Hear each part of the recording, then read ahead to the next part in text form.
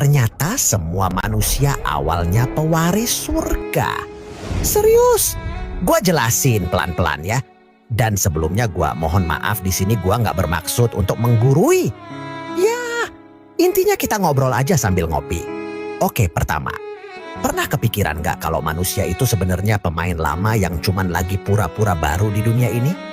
Jauh sebelum kita pusing mikirin cicilan atau galau gara-gara chat nggak dibalas, kita udah tanda tangan kontrak paling orisinal di alam semesta. Maksudnya tanda tangan kontrak dengan siapa? Apakah dengan Tuhan? Masa iya?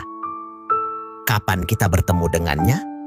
Oke, biar nggak pusing, kita cari apakah ada ayat Al-Quran yang membahas tentang kejadian ini. Namun sebelum ke arah sana, coba kita simak dulu narasi ini. Semua rahasia besar tentang asal-usul ruh ini cuman bisa kita ketahui dari Al-Quran. Iya, kitab yang selama ini sering lo remehkan dan lo bilang cuman buku dongeng itu. Padahal di saat lo sibuk nyari jati diri lewat buku motivasi yang nggak jelas, Al-Quran udah jauh-jauh hari nge-spill data paling valid soal siapa lo sebenarnya sebelum lo mendarat di bumi ini. Kebenaran mutlak itu cuma milik Allah, bos. Manusia mah sering sotoy, bikin teori ini itu tapi ujung-ujungnya mentok. Allah itu sumber segala jawaban yang jujur dan nggak mungkin bohong. Jadi kalau lo mau nyari kebenaran yang nggak pakai bumbu-bumbu hoax, ya larinya ke Allah. Dia yang nyiptain lo, ya jelas dia yang paling tahu luar dalamnya lo. Nggak usah pakai debat lagi deh. Sebelum kita bedah lebih jauh, kita harus sadar kalau hidup manusia bukan dimulai dari tangisan pertama pas lahir. Ada fase pra-eksistensi yang sangat misterius, di mana kesadaran kita udah aktif total. Kita sering ngerasa deja vu atau punya insting kuat tentang kebenaran. Itu bukan kebetulan, bos.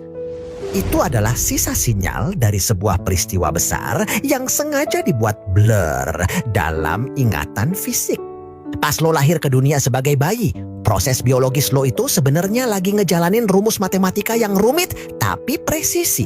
Sel-sel otak lo berkembang dengan kecepatan jutaan koneksi per detik, tapi anehnya kesadaran lo seolah diformat ulang. Secara biologi, lo fokus pada kelangsungan hidup.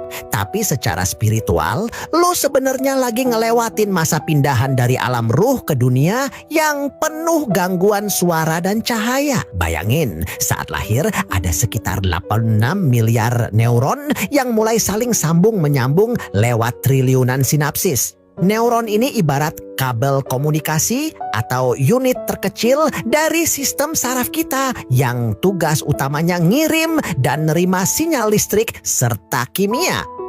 Secara matematika, ini adalah pertumbuhan yang gila-gilaan, di mana otak lo lagi ngebangun infrastruktur raksasa buat nampung data kehidupan. Tapi anehnya, di saat otak fisik lo lagi upgrade besar-besaran, memori kesadaran tentang alam ruh seolah dikunci rapat dalam subconscious atau alam bawah sadar yang paling dalam melalui mekanisme amnesia biologis.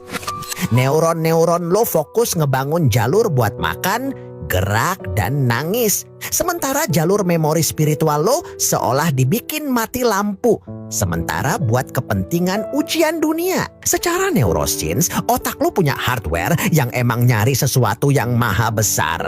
Ada bagian yang bikin manusia selalu punya dorongan spiritual. Tapi otak itu cuman prosesor, bos. Monitor aslinya ada di hati atau kalb. Hati inilah tempat bersemayamnya keyakinan yang paling murni, sebuah sensor super canggih yang punya medan magnet jauh lebih kuat dari otak buat nangkep sinyal kebenaran. Hati manusia itu pusat kontrol keyakinan. Hati ngirim lebih banyak informasi ke otak daripada sebaliknya. Disinilah janji balas syahidna itu disimpan rapat. Otak lu mungkin pintar ngitung matematika, tapi cuma hati yang punya cara kerja buat ngenalin gelombang suara Tuhan. Kalau hati lo bersih, sinyal dari alam ruh bakal tembus ke logika otak lo dengan sangat jernih dan bikin lo yakin banget. Namun, pas lo tumbuh besar, terjadi proses pembersihan jalur saraf. Kalau lingkungan lo nggak ngenalin konsep Tuhan, jalur komunikasi ke arah hati bakal makin tipis dan mampet karena kabelnya diputus otomatis oleh otak karena dianggap nggak kepake. Ini yang bikin memori asli lo ketimbun sama data sampah duniawi yang bikin lo makin linglung dan jauh dari setelan awal. Hal ini memicu teka-teki tentang kapan momen besar itu terjadi. Jawaban atas rahasia ini tersimpan dalam surat Al-A'raf ayat 172 yang menjelaskan bahwa Tuhan memang telah mengambil kesaksian dari setiap jiwa. Dialog ini adalah percakapan sakral antara Allah Subhanahu wa Ta'ala dengan seluruh ruh manusia. Di sanalah Allah bertanya, "Alastu bi rabbikum?" Bukankah aku ini Tuhanmu? Dan kita semua menjawab, "Bala syahidna." Betul, kami bersaksi. Janji setia ini diinstal dalam sistem operasi jiwa kita. Perjanjian ini divalidasi lagi pas janin berumur 4 bulan dalam rahim, di mana insting ketuhanan disetel ulang ke jasad fisik. Kita lahir membawa sertifikat pengakuan itu, tapi sayangnya saat lahir kita terkena amnesia total karena pengaruh lingkungan dan didikan orang tua yang menjadikannya Yahudi, Nasrani, atau Majusi. HR Muslim. Karena amnesia massal inilah Allah ngirim para nabi dan rasul sebagai coach atau mentor kelas kakap untuk melakukan pemulihan data. Dasar hukumnya jelas di Quran surat An-Nahl ayat 36. Kami telah mengutus rasul untuk nyuruh, sembahlah Allah. Tanpa mereka, manusia bakal balik lagi ke zaman jahiliyah yang aneh. Masa di mana orang bangga ngubur bayi hidup-hidup dan nyembah batu buatan sendiri. Sakit jiwa nggak tuh? Zaman jahiliyah itu bukti nyata kalau amnesia manusia udah parah banget. Mereka punya hati, tapi cuma buat benci.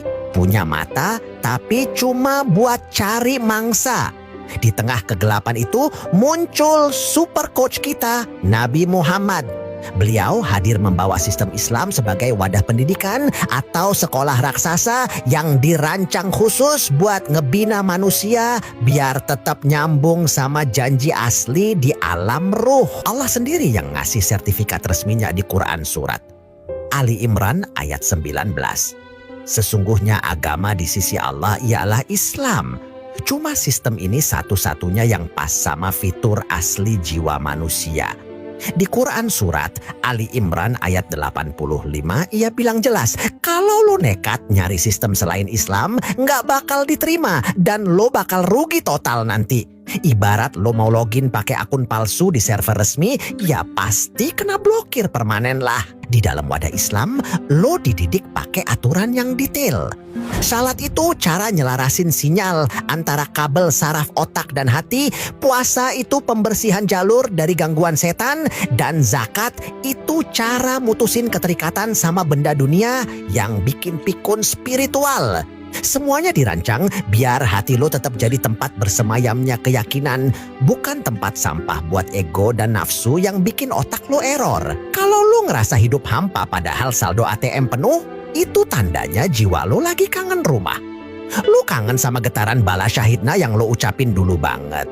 Lo nyari ketenangan di mall atau dugem. Nggak bakal nyambung, jiwa lo cuma butuh balik ke sekolah pembinaan yang bener. Pas manusia masuk ke sistem Islam, jalur negatif dipersempit.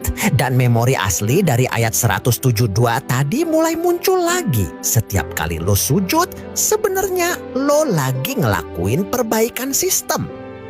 Raga lo yang dari bumi lagi nyamain diri sama ruh lo yang dari cahaya. Orang yang terbina dalam Islam itu auranya beda. Lebih tenang karena jiwanya ngerasa udah nemu jalan pulang. Tapi ingat, dunia ini pinter banget bikin lo amnesia lagi. Skenarionya adalah bikin lo sibuk sama hal nggak penting sampai lupa tujuan hidup. Hidup ini durasinya cuma sekejap, bos. Kontrak utama kita itu bukan sama bos di kantor, tapi sama sang pemilik ruh.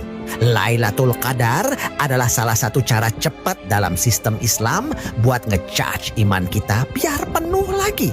Jadi, berhentilah ngerasa nggak berharga, gunain wadah Islam sebagai tempat belajar yang udah divalidasi Allah lewat Al-Quran.